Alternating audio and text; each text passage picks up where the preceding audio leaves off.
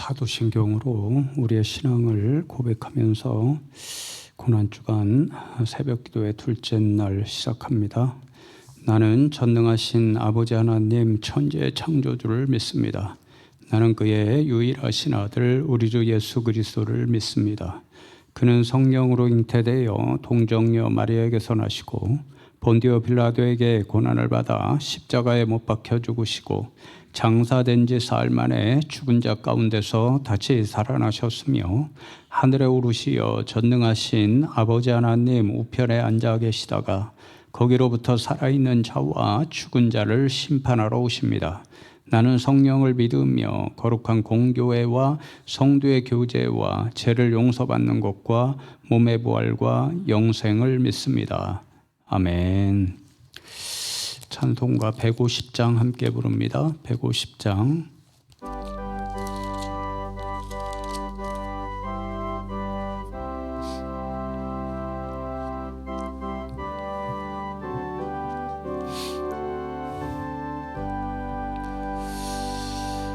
갈보리 산 위에 십자가 섰으니 주가 고난을 당한 표라.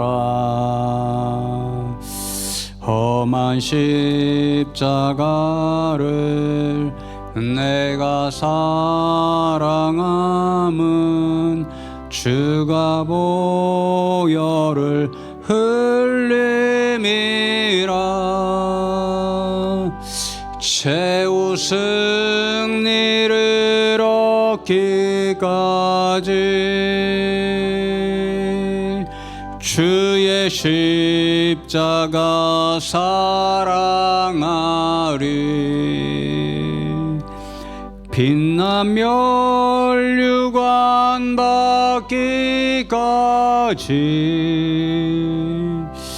험한 십자가 붙들겠네. 멸시 전대받은 주의 십자가에 나의 마음이 끌리도다. 귀한 어린 양이 세상 죄를 지고 험한 십자가 지셨도다. 최후 승리를 얻기까지 주의 십자가 사랑하리. 빛난 멸류관 받기까지 험한 십자가 붙들겠네. 험한 십자가에 주가 흘린 피를 믿는 마음으로 바라보니 나를 용서하고 내 죄 사시려 주가 흘리신 보혈이라. 최후 승리를 얻기까지 주의 십자가 사랑하리. 빛난 멸류관 받기까지 험한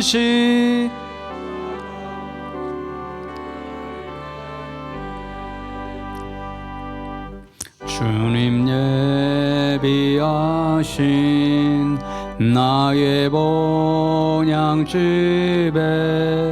나를 부르실 그날에는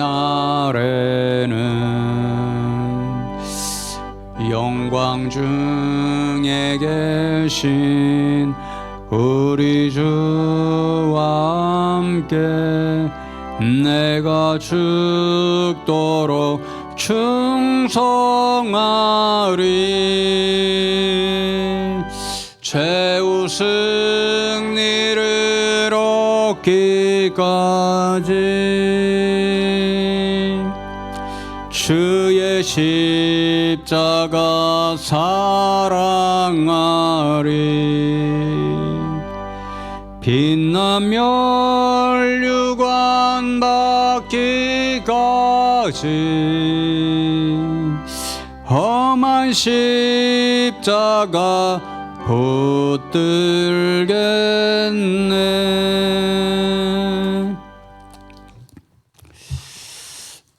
오늘 말씀이 요한복음 18장 15절이죠. 요한복음 18장 15절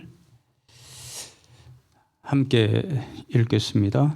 시몬 베드로와 또 다른 제자 한 사람이 예수를 따르니 이 제자는 대제사장과 아는 사람이라 예수와 함께 대제사장의 집들에 들어가고. 아멘. 우리 장로님들 준비하신 찬송 하나님 앞에 올려드리고 말씀 나누고 함께 기도하겠습니다.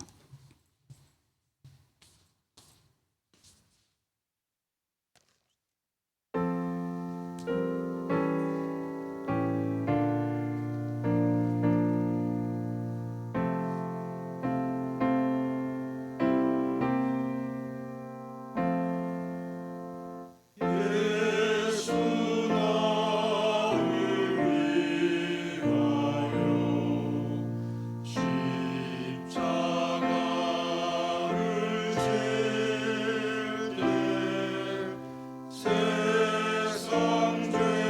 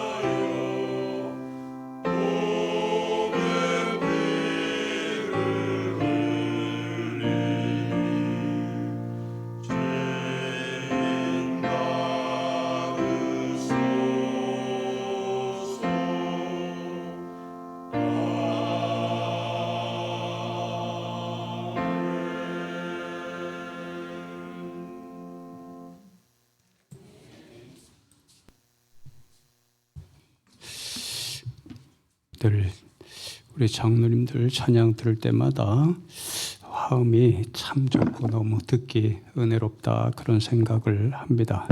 하나님께서도 기쁘게 받으신 줄로 믿습니다. 연초에 동기 목사님들 몇 분과 함께 모이는 모임에 갔다가 우연히 어떤 한 동기가 전국에서 제일 맛있고 유명하다는 피자 가게가 있어서 소개를 받아 친구들이 그 피자 가게 가서 식사를 한번 했습니다.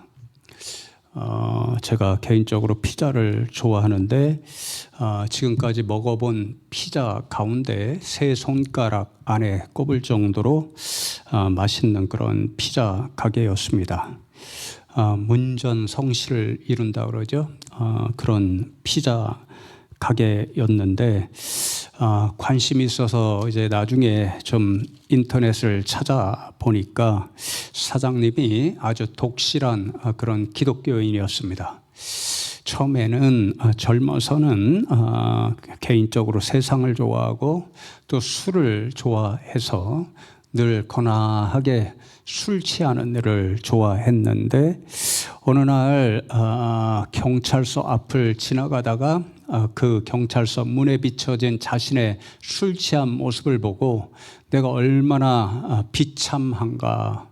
그 아버지도 술을 좋아하시다가 일찍 돌아가셔서 홀어머니를 모시고 살았는데 그 어머니는 굉장한 독실한 기독교인이었 반면에 아버지는 역시 술을 좋아하시다가 돌아가신 모양입니다. 내가 아버지 똑같은 모습으로 닮아가다가 아버지처럼 죽겠구나. 자신의 그런 비참한 모습을 깨닫고 이제 신앙적으로 각성해서 어머니의 이름을 따라 뭐뭐뭐 피자 이렇게 열었다고 합니다. 얼마 전에 방송에서도 제가 나오는 것을 보았는데요.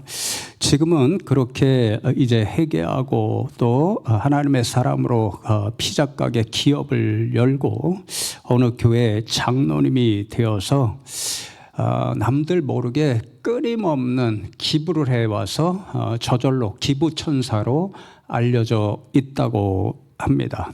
컴패션 같은 국제기구에도 끊임없이 기부를 하고 홍이삭이라는 가수 알죠? 무슨 대회에 나와서 우승했던 그 아버지가 선교사잖아요. 그 아버지가 아프리카 우간다에서 저희가 이제 말레이시아에서 하는 것과 유사하게 학교를 열어서 교육 선교를 하고 있는데 그곳에 끊임없이 또 지원을 하고 있고 또 좋은 교육이 미래에 좋은 사람을 만든다 그런 생각으로 대한학교를 만들어서 지금도 매해 상당한 액수를 후원하는 그런 기부천사로 알려져 있다고 합니다. 그런데 제가 그분에 대해서 좀 이렇게 살펴보고 한 것 가운데 가장 놀랍게 여긴 일은 이렇게 많은 기부를 했다든지 또는 피자 가게 하나로 전국에 제일 유명한 그런 가게를 이루었다든지 그런 사실이 아닙니다. 개인적으로 최근에 알고 이분 진짜 믿는 사람이다, 기독교인이다 생각했던 것이 바로 주일에 다 문을 닫는다는 것입니다. 뭐 부산에 본점이 있고 제주에 지점이 있는데 주일에는 다 문을 닫습니다. 제가 말씀드렸죠. 문전성시를 이룬다. 본점이 있는 부산에 가면 평일에도 30분 이상 보통 웨이팅 한다고 합니다. 생각해 보십시오. 우리나라에 가장 많이 찾는 관광지 지점이 있습니다.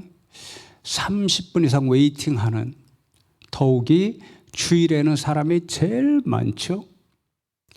그런데 그날 다 가게 문을 닫습니다.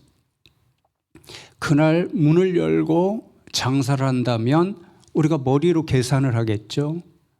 1분에 몇 명씩 온다. 그러면 오늘 하루 매출이 얼마일까? 아마 상당할 것입니다. 계산이 바로 서겠죠. 그런데 문을 닫습니다. 인터넷 찾아보니까 왜 닫을까? 어떤 신앙 경험이 있을까? 찾아보았는데 찾을 수는 없고 그냥 믿지 않는 사람들이 수없이 다른 거. 이 사람은 너무 정말 독실한 기독교인이기 때문에 일요일에는 휴무한다. 이렇게만 적혀 있더라고요. 제 생각에 이 장사를 통해서 물질을, 매출을 그날 주일에 올리는 것보다 주일에 지켜야 할 신앙 정신들을 지키고자 하는 마음 때문이 아닐까. 직원들도 대부분 기독교인이라고 합니다. 그러니까 그 직원들까지 다 주일에 지켜야 할 신앙 정신, 하나님 앞에 예배하는 그 모든 일을 지키도록 그렇게 할 것이다. 저는 분명히 그렇게 믿습니다. 굉장히 존경하게 되었습니다. 오늘 그런 생각으로 본문 말씀을 잠시 묵상하면 좋겠습니다. 다시 한번 15절 말씀을 읽어드리면 시몬 베드로와 또 다른 제자 한 사람이 예수를 따르니 이 제자는 대제사장과 아는 사람이라. 예수와 함께 대제사장의 집들에 들어가고 그렇게 말씀하죠. 지금 예수님이 어제 겟세마네 동산 기드론 시내 건너 감람산 자락에 있는 거기에서 체포당하시죠. 그리고는 먼저 대제사장 집안으로 끌려 들어가서 신문을 받는 그 장면이 시작되는 말씀입니다. 그 예수님을 베드로와 더불어 또 다른 제자 한 사람이 따라갔다 그렇게 말씀합니다. 그 또 다른 제자 한 사람이 베드로는 밖에 있고 대제사장과 아는 사람이라 예수님, 체포된 예수님, 그래서 대제사장 집안으로부터 먼저 신문을 받는 그 장소로 들어갔다라는 거죠. 묵상집 저자의 글을 보면 이 또 다른 제자가 누구였을까? 확정적으로 사도 요한이라고 생각하죠. 교회 전통을 살펴보니까 교회 전통에도 이 제자가 누구였을까? 사도 요한은 요한복음의 말씀을 기록하면서 자신의 정체를 확 드러내지 않고 예수님으로부터 특별한 사랑을 받던 제자, 자신이잖아요. 그러니까 이 장면에서 이름을 밝히지 않고 자기 자신이었을 것인데 또 다른 제자라고 적었을 것이다. 그러니 사도 요한이었을 것이다. 그렇게 이야기합니다. 묵상집 저자도 그렇게 적고 있죠. 근데 좀 찾아보니까 최근에는 사도 요한은 어부 가운데 한 사람이었잖아요. 당시 어부는 천한 직업 중에 한 사람이었습니다. 천한 직업을 가진 사람, 그 사도 요한이 어떻게 대제사장이라고 하는 최고의 가문 그런 사람들과 알았을까? 이렇게 친밀하게 알아야 그 집에 들어갈 수 있잖아요. 사도 요한 집안이 어부 집안이었으면 어떻게 이렇게 대단하고 유력한 집안을 알아서 이렇게 예수님 체포당할 당시에 그 집안에 들어갈 수 있었을까? 아닐 것이다. 어떤 분들은 사도 요한에게 예수님이 육신의 어머니 마리아를 부탁했잖아요. 대부분의 사람들이 사도 요한이 좀 잘 사는 사람이었을 것이다. 그 집안이. 그래서 어떤 분은 어부로서 그 고기 잡을 뿐만 아니라 오늘날로 말하면 수산물 도매업을 했으니까 부자였을 것이다. 그러니까 대제사장 집안을 아직 알지 않았을까? 이렇게 다 추측하는 거죠. 상상하는 거죠. 그런데 더 유력한 것은 제가 볼 때도 더 유력합니다. 대제사장과 알기 위해서는 그리고 대제사장 집안 종이나 이런 사람들의 한마디에서 이렇게 대제사장 집안에 들어갈 정도면 이 제자도 유력한 사람 가운데 하나이지 않았을까 그렇게 생각합니다. 예수님의 제자 가운데 성경에 기록된 그런 제자 가운데 가장 유력한 사람이 누구였을까요? 아리마대 사람 요셉입니다. 아리마대 사람 요셉은 유력한 사람이었죠. 공의의 회원이었습니다. 유대의 모든 정치, 종교 이런 유력자들이 모여서 나라의 모든 일들을 결정하고 이끌어가는, 오늘날로 말하면 국회라고도 할 수 있겠죠. 그런 72인 정도 되는 거기에 일원이었습니다. 그리고 모든 유대인들로부터 존경을 받을 정도로 굉장한 영향을 그렇게 미치는 사람이었죠. 그러니까 또 다른 제자는 유력한 사람이었음에 분명하니 아마도 아리마대 사람 요셉이었을 것이다. 그렇게 이야기하는 사람들도 있습니다. 누구였을까요? 사도 요한이었을까요? 아리마대 사람 요셉이었을까요? 모릅니다. 다 추측일 뿐이죠. 하늘나라 가서 물어봐야 됩니다. 근데 여러분, 제가 어제 이 말씀을 묵상하면서 진짜 중요한 것은 오늘날 학자들이 이렇게 추측해 보니까 이 사람은 요한이었을 것이다, 혹은 아리마대 사람 요셉이었을 것이다, 이게 중요한 게 아니라는 생각이 들었습니다. 진짜 중요한 것은 이 또 다른 제자 한 사람이 사도 요한이었든지 아니면 아리마대 사람 요셉이었든지, 지금 예수님이 체포당하고 또 신문당하는 모든 과정 가운데 베드로와 크게 다르지 않았을 것이라는 것, 이게 중요하다라는 거죠. 베드로는 주님께서 내가 나를 부인할 것이다 그렇게 말씀하셨을 때에 아주 자신만만하게 큰 소리로, 주님, 이 주변에 있는 모든 사람들이 예수님을 배신할지라도 저는 목숨을 내어 놓고서라도 끝까지 예수님을 따르지 예수님을 결단코 부인하거나 배신하지 않겠습니다. 큰 소리로 자신 있고 당당하게 이야기했습니다.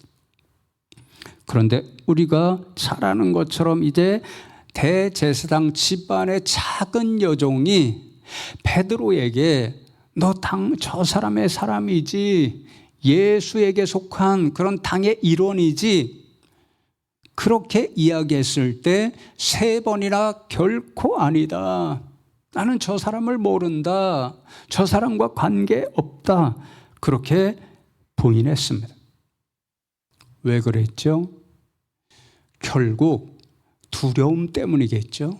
너무도 쉽게 유추할 수 있습니다. 이제 권력을 가진 사람들, 유대인들의 최고 권력자들, 또 거기에 로마 군사들까지 나섰죠. 권력자들 앞에서 예수님의 미래가 뻔하게 보입니다.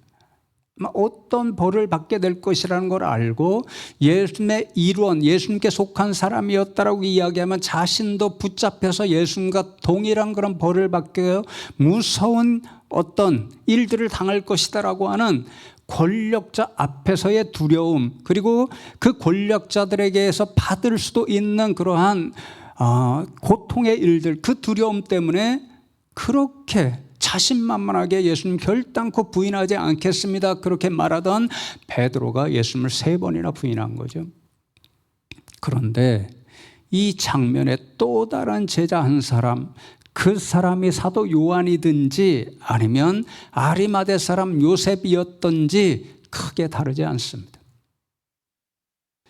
베드로와 반대로 너 어떻게 그렇게 큰 소리로 자신만만하게 예수님 부인하지 않겠다라고 이야기하고 어떻게 3번이나 예수님을 부인할 수 있느냐, 막 그랬겠죠. 그리고 아마 성경에 기록되었겠죠. 예수님의 제자 중에 어떤 사람이 예수님을 끝까지 고백하다가 예수님과 더불어 체포당해 예수님과 함께 십자가에 못 박혔다, 성경에 그렇게 기록되었겠죠. 그러니까 또 다른 제자 한 사람이 누구였든 간에 베드로처럼 침묵으로 이 장면 가운데 예수님을 부인했다는 것은 부정할 수가 없습니다. 베드로와 똑같은 거죠. 겉으로 드러나지 않아서 그랬을 뿐이죠. 왜 그랬을까요? 베드로처럼 똑같이 두려웠던 거죠. 권력 앞에서 또 권력자들에 의해서 자신들에게 임할 힘든 일 때문에 제 말이 아닙니다. 성경에 기록되어 있습니다. 우리가 잘 아는 것처럼 아리마대 사람 요셉이 이제 예수님이 돌아가시게 되면 그 태도가 바뀌어서 당돌이 예수님의 시체를 요구해서 이제 예수님을 장례 치르는 정말 용감한 사람이 됩니다. 그런데 처음에는 어떻을까요? 19장 38절에 보면 아리마대 사람 요셉은 예수의 제자이나 유대인이 두려워 그것을 숨기더니 그러잖아요. 똑같은 상황, 이 장면이 바로 이 또 다른 제자가 아리마대 사람 요셉이었다고 한다면 예수님이 십자가에 달려 돌아가시기 전까지 지금 예수님이 체포대행에서 신문받는 이 순간에는 예수님의 제자였음에도 불구하고 속으로는 예수님을 주님으로 알고 고백하고 믿고 있었음에도 불구하고 유대인이 두려워서 또 이 순간 권력자들이 두려워서 자신에게 공개적으로 나도 예수의 사람이요 그렇게 고백하면 임할 일들이 두려워서 그것을 숨기고 있었죠. 베드로나 이 또 다른 제자나 똑같은 거죠. 그래서 묵상집의 저자가 결론적으로 뭐라고 적고 있나요? 93쪽의 마지막 두 문단을 보시면 내 안에도 이 두 얼굴이 있지는 않습니까? 때로는 베드로처럼 드러내놓고 넘어지고 때로는 요한처럼 아무도 모르게 외면합니다. 입술로는 부인하지 않았어도 마음으로는 수없이 나는 아니요를 되풀이합니다. 합니다. 우리도 결국 또 다른 제자 한 사람 아닐지요. 사순절은 그 자리에서 나를 직면하는 시간입니다. 나는 아니요라고 말한 나를 덮으신 주님의 사랑을 기억합니다. 은총의 빛이 나를 그늘에서 양지로 옮기실 것을 믿고 기다립니다. 베드로처럼 또 침묵자로서 이 시간 예수님을 베드로와 똑같이 마음속으로는 어떤 모습으로 부인했던 두 마음을 품었던 또 다른 제자처럼 우리도 그런 사람이 아닐까. 그래서 서두에 말씀드린 그 피자 가게 사장님이 굉장히 훌륭하게 보인다라는 거죠. 어떤 물질의 유혹 그런 것 때문에 신앙과 타협하지 않고 주일은 휴무를 선언하고 그 주일에 온전히 지켜야 할 신앙 정신을 지키고 있으니 정말 당당한 그런 그리스도인이 아닐까. 묵상집의 저자의 질문처럼 오늘 우리가 베드로는 아닐까 혹은 또 다른 제자의 모습은 아닐까 돌아보는 시간이 되면 좋겠습니다. 세상에 미워하는 미움 앞에서 당당하게 그리스도임을 고백하지 못하고 살아가지는 않는지, 서두에 말씀드린 그 피자 가게 사장님 장로님과는 다르게 물질을 주님보다 더 사랑하며 살아가는, 그래서 정직하지 못한 물질 생활을 우리 가운데 있지는 않은가. 또 어떤 인간관계 혹은 사업 문제 이런 것 때문에 주의를 포기하고 신앙정신을 포기하는 때가 있지는 않은지, 이런 모습을 돌아보고 정말 저 십자가에 달리신 주님을 기쁘시게 해드리는, 정말 진짜 오늘 우리 장로님들 찬송했듯이 주님이 우리의 친구가 되어주시듯이 우리도 주님을 기쁘게 해드리는 주님의 진짜 제자, 찐친들로 살아가는 저와 여러분 다 되시기를 주님의 이름으로 축복합니다.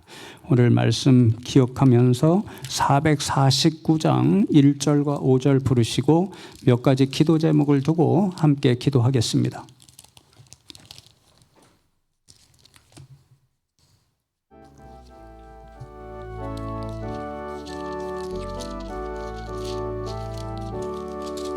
예수 따라가며 복음 순종하면 우리 행할 길 환하겠네.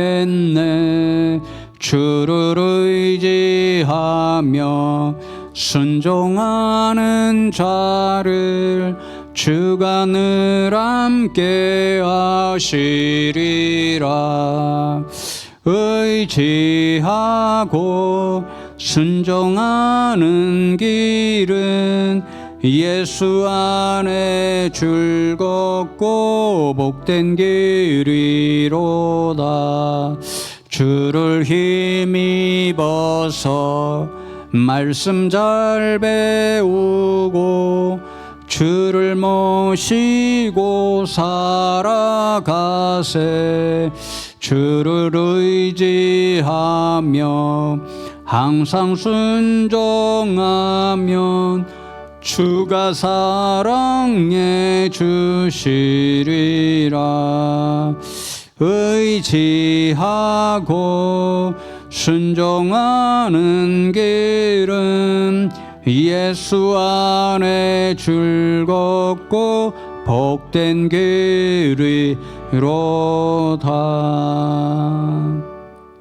오늘 말씀과 이 찬양의 가사 붙잡고 어제랑 유사하게 특별히 오늘은 장로님들 위해서 기도하는 시간까지 함께하면 좋겠는데요. 첫 번째로는 여러분 각자의 믿음을 결단하면서 어떤 상황에도 타협하거나 굴하지 않는 정말 세상이나 주님 앞에 당당한 예수님의 사람으로 살게 하여 주옵소서. 그렇게 기도하면 좋겠고요. 두 번째로 우리 교회와 숭실학원을 기도하실 때에 주님, 우리 교회가 오직 예수님의 신앙정신 위에 굳건히 서는 그런 복된 교회 되게 하여 주시옵소서. 세상 것이 아니라 예수의 사람으로, 예수의 교회로 온전히 설 수 있는 그런 교회 되게 해 주십시오. 기도하고 우리 숭실학원이 신앙을 지키기 위해 폐교했듯이 하나님 나라 오는 그날까지 하나님 주인 되는 그런 믿음의 학원으로 굳건히 서 있게 하여 주시옵소서. 기도하면 좋겠고요. 마지막 세 번째로 우리 장로님들을 위해서 기도하실 때에 성령 충만하게 하셔서 정말 이 리더의 직분, 중요한 직분 잘 감당하는 장로님들 되게 하여 주시옵소서.